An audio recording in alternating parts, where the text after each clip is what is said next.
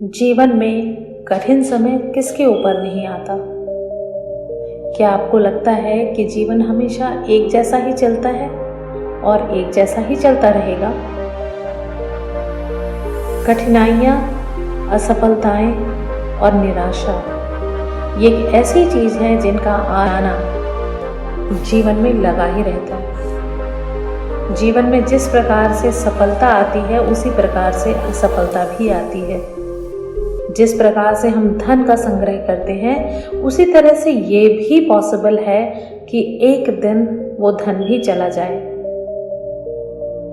अब बात उठती है कि ऐसे में अपने मन को कैसे शांत रखें। अब बात ये भी उठती है कि जिस व्यक्ति ने इतना धन, यश, वैभव और एकदम लग्जरी से भरी हुई लाइफ को देखा हो और अचानक से उसके जीवन में निराशाओं का घना बादल छा गया हो, ऐसे में उस व्यक्ति के ऊपर क्या बीतती होगी।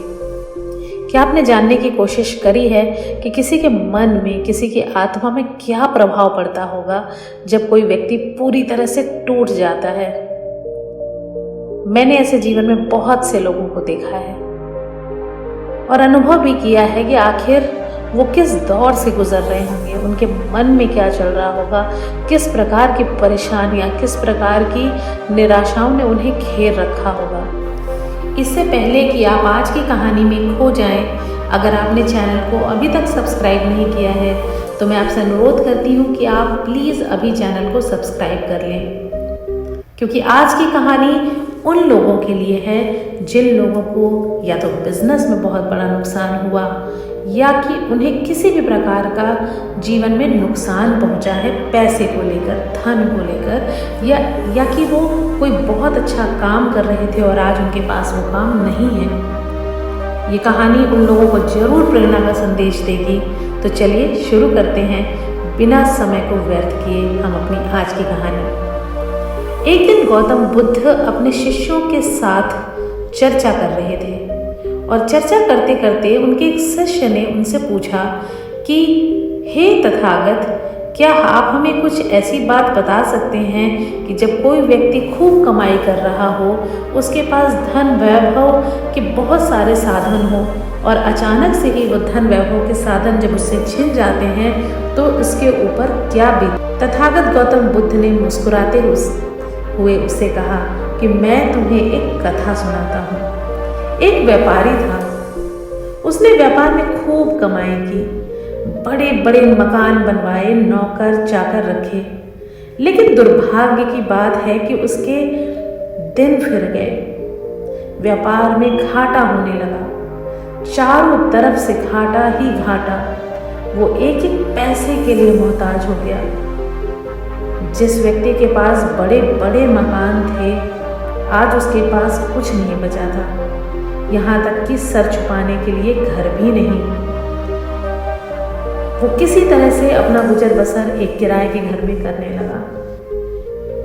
जब उसकी बहुत परेशानी बढ़ गई और उससे बिल्कुल सहा नहीं जा रहा था, तब वह एक साधु के पास गया और बोला कि हे महाराज, मुझे कोई मार्ग बताइए जिससे मुझे शांति मिले।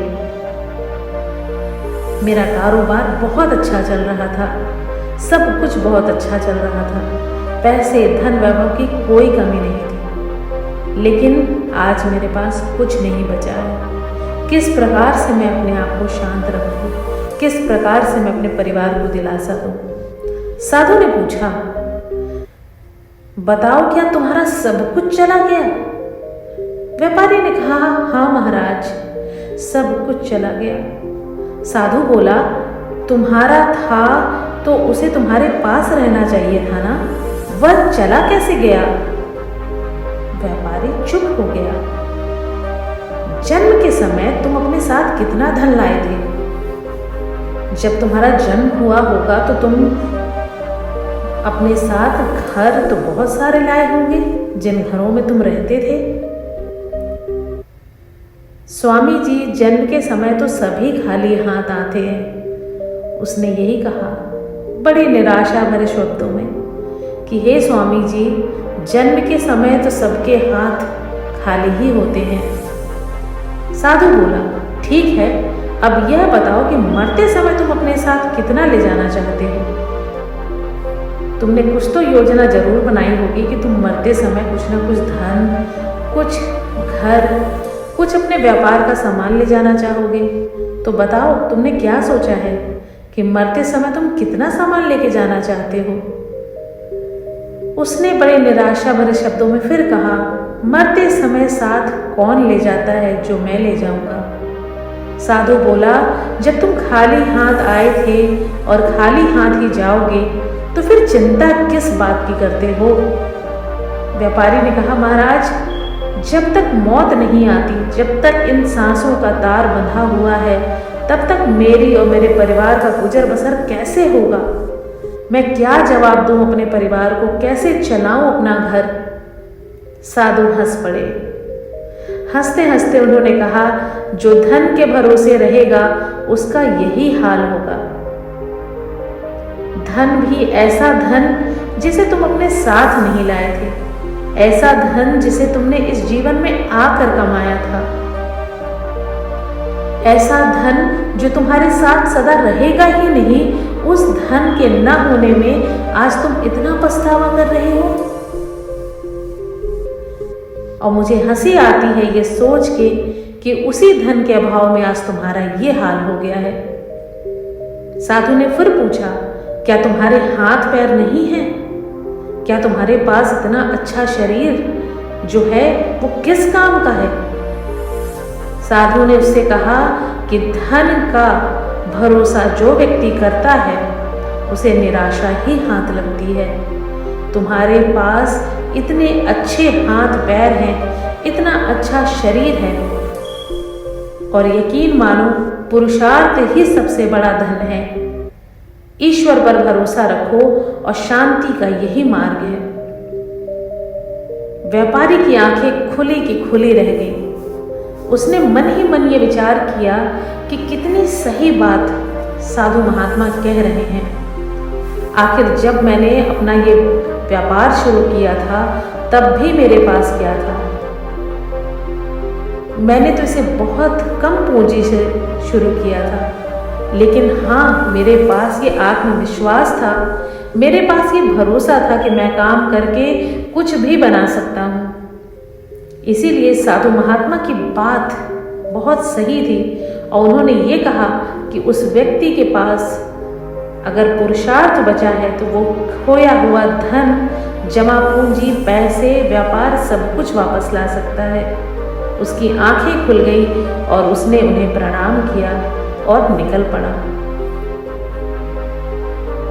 महात्मा गौतम बुद्ध ने ये कहानी जब अपने शिष्य को बताई, उसे बिल्कुल साफ साफ समझ में आ गया कि पुरुषार्थ ही सबसे बड़ा धर्म है।